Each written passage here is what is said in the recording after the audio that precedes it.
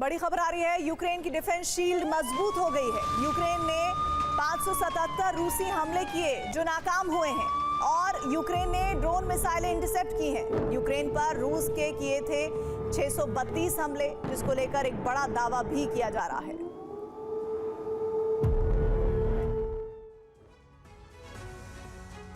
इस वक्त रूस के 1 दर्जन शहरों में विनाश की भयानक आग भड़की हुई है। यह आग यूक्रेन और यूरोप के बारूदी षड्यंत्र के बाद भड़की हुई है। यूक्रेन ने रूस में एक साथ ड्रोन और मिसाइलों से जबरदस्त हमला किया। यूक्रेन के टारगेट पर पुतिन के पावर सेंटर्स हैं। यूक्रेनी फोर्स अचानक भीषण हमले कर एक बड़ी साजिश के तहत आगे अपने कदम बढ़ा रही है। ज़ेलेंस्की और यूरोप की यह साजिश क्या है जिसमें पुतिन को फंसाने का प्रयास है? अब हम आपको इससे जुड़ी रिपोर्ट दिखाते हैं।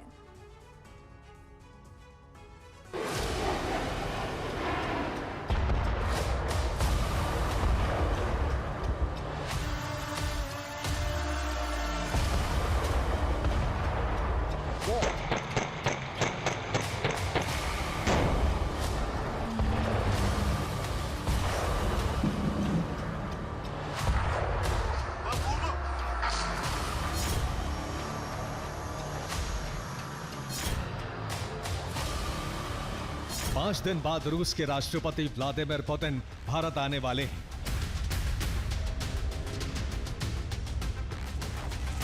पुतिन का ये ऐतिहासिक भारत दौरा युद्ध को नई दिशा और दशा दे सकता है।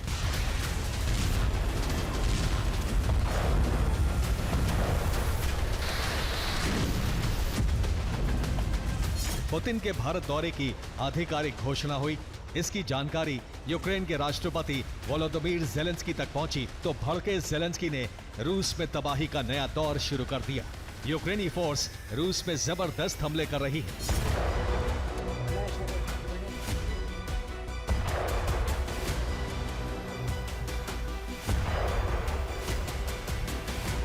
पुतिन के भारत दौरे से ठीक पहले यूक्रेन ने रूस में विनाश का नया चरण क्यों शुरू किया, इसके पीछे ज़ेलेंस्की का षड्यंत्र क्या है, ये हम आपको कुछ देर में बताएंगे। लेकिन उससे पहले यूक्रेन के हमले के बाद रूस के कितने शहर दहल उठे, इसकी ग्राउंड रिपोर्ट देखिए। यूक्रेन के हमलों में रूस के 3 एयर डिफेंस सिस्टम जल गए। बेलगोरोद में रूस का पावर स्टेशन तहस नहस हो गया। रूस के कजान में भी यूक्रेन ने पावर स्टेशन को जलाकर भस्म कर दिया। ब्रियांस्क में यूक्रेन ने रूस के ड्रोन बेस को टारगेट किया। तातारस्तान में कार बनाने वाली रूसी फैक्ट्री तबाह हो गई। वोरोनिश में यूक्रेन के हमलों की वजह से कई इमारतों में भीषण आग लग गई। रोस्टोव में यूक्रेनी फोर्स ने मिसाइल हमला कर रूस के हथियार गोदाम को जला दिया। वोल्गोग्राद में यूक्रेनी विस्फोट की वजह से पुलिस की कई गाड़ियां जल गईं। ये रूस के क्रास्नोदर की तस्वीर है। यूक्रेन के हमलों के बाद रूस की अफिप्स्की तेल रिफाइनरी में भीषण आग लग गई। यूक्रेन रूस की अफिप्स्की रिफाइनरी पर इस साल 5 बार हमला कर चुका है। यूक्रेन के हमलों की वजह से यह रिफाइनरी पूरी तरह से ठप हो गई है। इस रिफाइनरी में हर साल 6.25 मिलियन टन कच्चे तेल रिफाइन किए जाते हैं। ये वही रिफाइनरी है जिससे रूसी सेना को तेल की सप्लाई होती है। लेकिन अब यह रिफाइनरी पूरी तरह से ठप हो गई है, जिससे क्रेमलिन पूरी तरह भड़क गया है।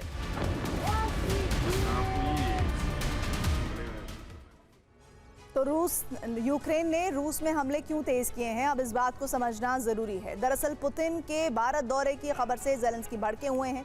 यही वजह है कि पुतिन के भारत दौरे से पहले यूक्रेन ने रूस में भीषण हमले शुरू किए हैं।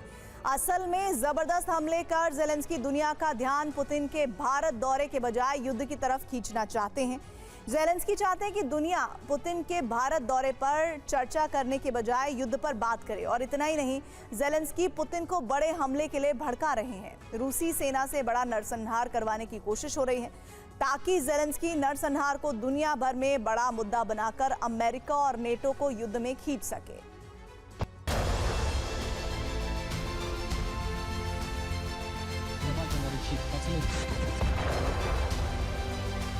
24 घंटे में यूक्रेन ने रूस के कई एयर डिफेंस सिस्टम और रडार स्टेशन को भी निशाना बनाया।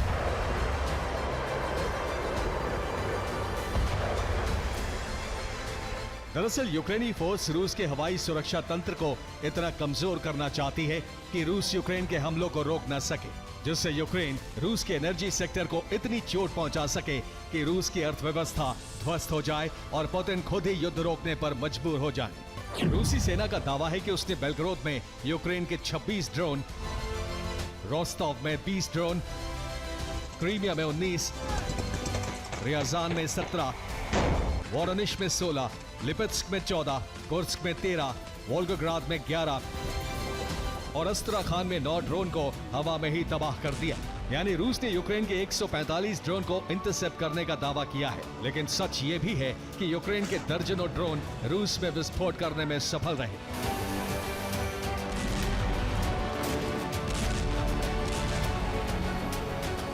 नतीजा ये रहा कि रूस में यूक्रेन ने अपने कई टारगेट को पूरी तरह से समाप्त कर दिया। यूक्रेन रूस में ड्रोन के साथ साथ मिसाइलों से भी हमला कर रहा है।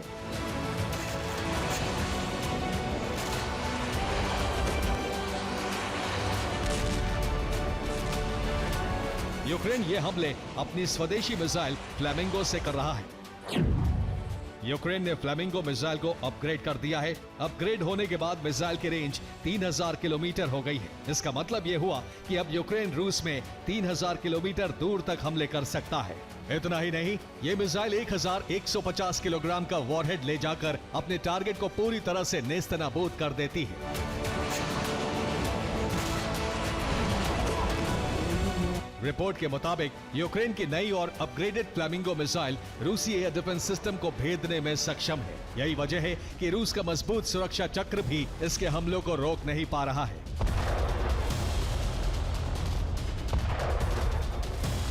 जाहिर है, ज़ेलेंस्की अपनी साजिश में काफी हद तक कामयाब होते दिख रहे हैं। ज़ेलेंस्की चाहते हैं कि दुनिया में पुतिन के भारत दौरे की चर्चा के बजाय युद्ध पर ही चर्चा होती रहे, ताकि पुतिन पर दबाव बने और वो युद्ध विराम के लिए विवश हो जाएं।